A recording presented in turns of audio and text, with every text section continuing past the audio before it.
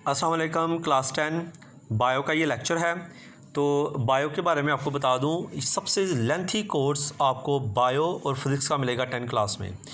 यानी बायो बहुत ज़्यादा लेंथी कोर्स है इसका। टोटल 9 चैप्टर हैं इसके और 2 साल से पुरानी स्कीम ही चली आ रही थी। अभी इस दफ़ा नई स्कीम आएगी।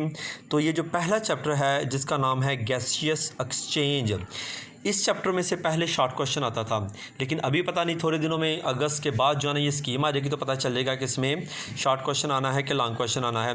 वैसे अभी तक इसमें से शॉर्ट क्वेश्चन ही आ रहा है। ठीक है, तो हम इसको स्टार्ट करते हैं। आज मैं सिर्फ आपको ये डेफिनेशन जो है ना इसकी स्टार्ट वाली वो बताऊँगा। तो आज का जो टॉपिक है हमारा वो है cellular respiration and breathing. Cellular respiration क्या होता है और ब्रीथिंग क्या होता है। सेलुलर रेस्पिरेशन के बारे में आप लोगों ने पहले भी पढ़ा हुआ है। सेलुलर मतलब कि सेल के अंदर होने वाली रेस्पिरेशन। अब रेस्पिरेशन क्या होता है? रेस्पिरेशन वो प्रोसेस होता है जिसमें किसी भी फूड में मौजूद कार्बन और हाइड्रोजन के बॉन्ड टूटते हैं। कैसे टूटते हैं? ऑक्सीडेशन रिडक्शन रिएक्शन की वजह से।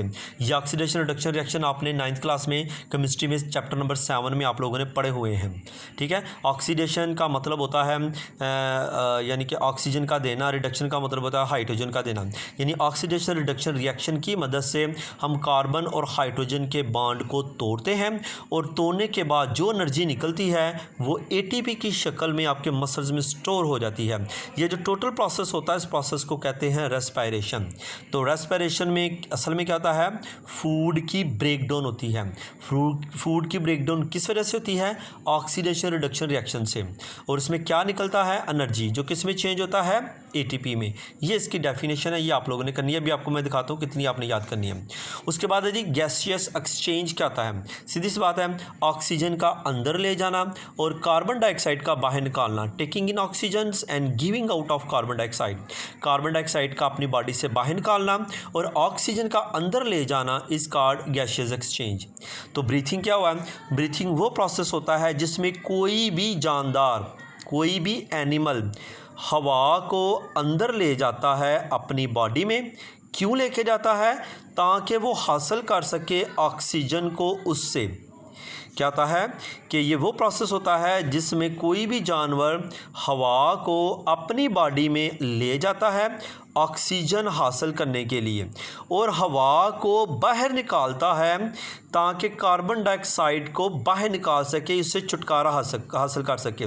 फॉर गेटिंग रिड ऑफ मतलब कि इससे छुटकारा हासिल कर सके, किससे? कार्बन डाइऑक्साइड से।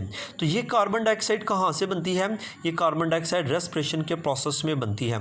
ये रेस्पिरेशन के प्रोसेस में बनती है और ये आपके खून में शामिल होके तो ये आ जाती है लंग्स में और लंग्स से फिर ये बाहर निकल जाती है और ऑक्सीजन अंदर आ जाती है। ये जो ऑक्सीजन अंदर आती है ये रेस्पिरेशन में इस बॉन्ड को तोड़ने के काम आता है। ठीक है जी।